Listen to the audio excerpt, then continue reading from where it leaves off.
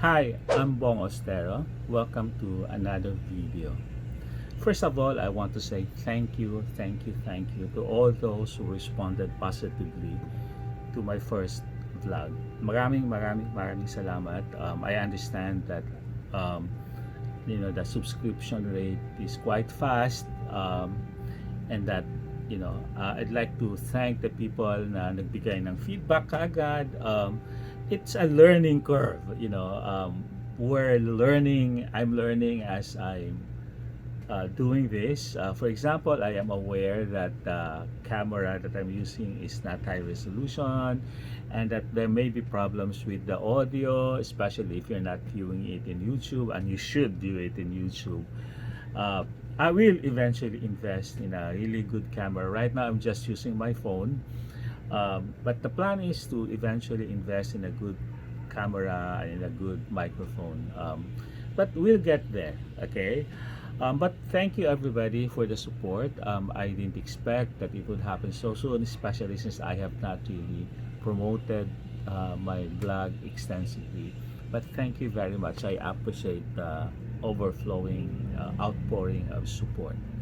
So one of the reasons why I actually decided to do this vlog, among other things, of course, I wanted to share my passions. I wanted um, to make this an instrument, a channel to promote learning and my many advocacies.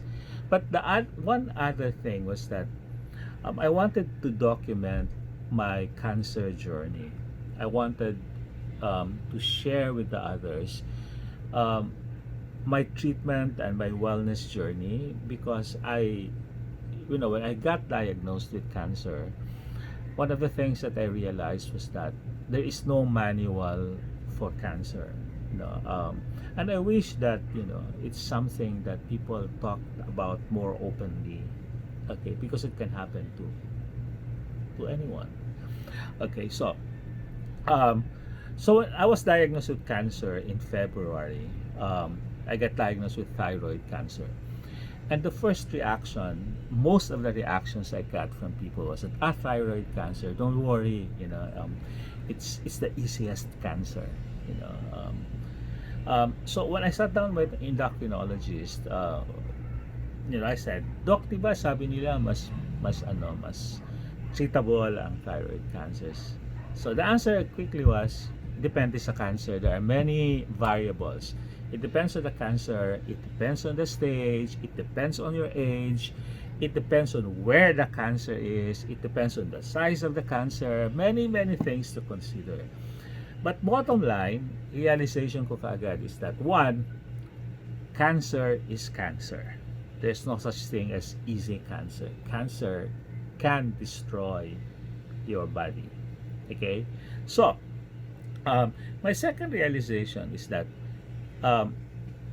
cancer is tricky to diagnose, because I've always had executive checkups every year in the last 12 years, and they were thorough executive checkups. Okay, like I would check into a hospital and they would test everything, including my thyroid function. So every year I would take a blood test to to to diagnose my thyroid function, and it would always come out normal. Okay, and I see my endocrinologist almost quarterly, because I monitor my sugar levels, at palagi niya akong kinakapa. Okay, wala siya makapa. Unfortunately for me, the cancer was dikit sa trachea ko, at saka pababa siya, so hindi talaga siya makakapa. Okay, and my thyroid levels were normal, so it could not be diagnosed. How it got diagnosed was by accident, which I will tell in another video. Okay, accidental lang talaga siya. So the second realization is that cancer is tricky to diagnose. Okay, so there is no hard and fast rule, okay, about symptoms and about diagnosis.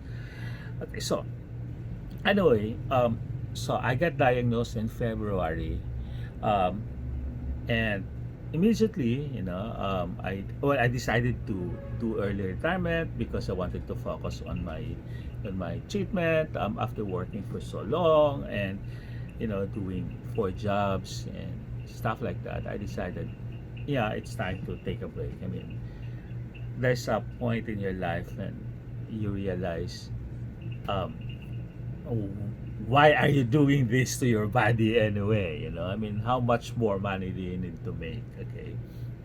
Um, but I quickly realized I quickly realized that this is going to cost money. Okay. Fortunately for me, I had a medical insurance, and I had a life insurance that also covers cases like this. Realization, it's important to have a financial plan immediately. So project immediately how much is it going to cost to do the treatments, what are the major procedures that you need to take, because in my case I had to do a lot of the lab tests, and if you plan to do the lab tests in a comfortable setting, where there's efficiency, it will cost you money. Okay, so well, the other realization, of course, is that you really need to set aside money for things like this, no, for catastrophic events, because you don't know what and what will happen, and when these things can happen to you. It's a possibility. Some people, they work so long, and then they spend all, they save up a lot for their retirement, and then they spend all of it on a bypass or on a stroke. So it's important that you have investments. If you don't have savings, then have investments that you can easily translate into cash. Okay, and have a plan. Sit down with your doctors. How much is this going to cost? How much is surgery? In my case, I needed the diagnosis, fine needle procedure, and then surgery, and then radiation, and then stuff like that. It's important to realize that cancer is caused by many factors. In my case, it wasn't genes, no, because nobody in the family has cancer. My parents, my grandparents, among my siblings, ako lang ang nagkaroon ng cancer. It's not what I ate, because I'm not exactly the healthiest person in terms of what I eat, but I mostly eat fish and vegetables and fruits. I rarely eat meat anyway. So it wasn't what I ate. So what was it? It was really lifestyle. It was stress. I've been stretching myself to the limit. So realization ko is lifestyle, stress, negative emotions. These are causative factors, okay, that can eventually harm you. So slow down if you can. Okay, some things are not worth killing yourself over.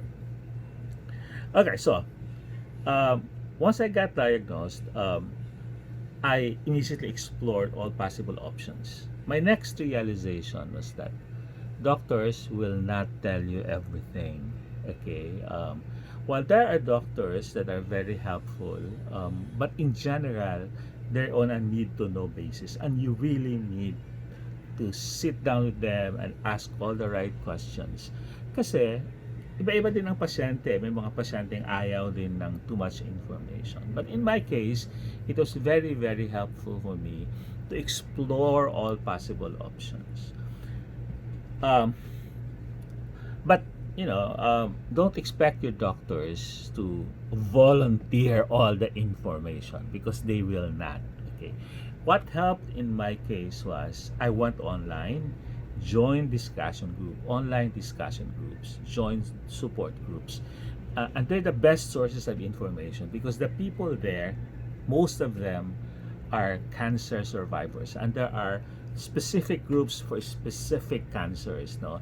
and you ask a question and you get 20, 30 responses, and they're made by people who have lived through the experience. So sometimes the advice I get, the information I got, were more helpful than the ones I get from doctors. Okay, so the other realization that I made was that the sooner you accept that you have cancer, the better it is for you. No, so some people, they go through the stages, they denial, anger, bargaining. In my case, what helped was that I immediately accepted it. No, maybe it helped that I had a very strong faith. No, malakas talaga ang pananampalataya ko. I've always believed that if you ask, if you knock and ask, in my case, the Sacred Heart of Jesus, or um, whoever it is, whatever form you believe God to be, it will be given to you. So spirituality, strong faith does help, no?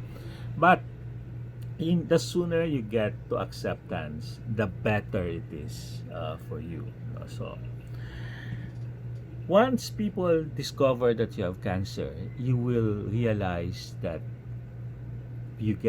a lot of people, they have well-meaning intentions. They have very good intentions, so they offer you all kinds of information, all kinds of advice, no?